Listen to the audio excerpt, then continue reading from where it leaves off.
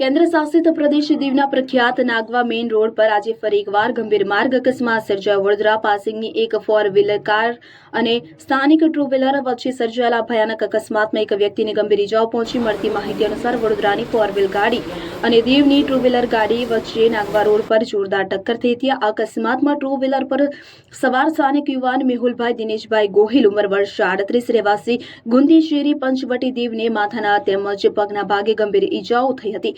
અકસ્માત થતાં જ આસપાસના લોકો એકત્રિત થઈ ગયા હતા અને ઇજાગ્રસ્ત મેહુલભાઈને તાત્કાલિક દીવની સરકારી હોસ્પિટલ ખાતે સારવાર અર્થે ખસેડવામાં આવ્યા કે જ્યાં પ્રાથમિક સારવાર આપ્યા બાદ તેમની ગંભીર હાલતને જોતા વધુ સારવાર અર્થે ઉના હોસ્પિટલ ખાતે રિફર કરવામાં આવ્યા છે। સમગ્ર ઘટનાની જાણ થતાં જ દીવ પોલીસનો કાફલો તાત્કાલિક ઘટના સ્થળે દોડી આવ્યો હતો અને કાયદેસરની કાર્યવાહી હાથ ધરી હતી।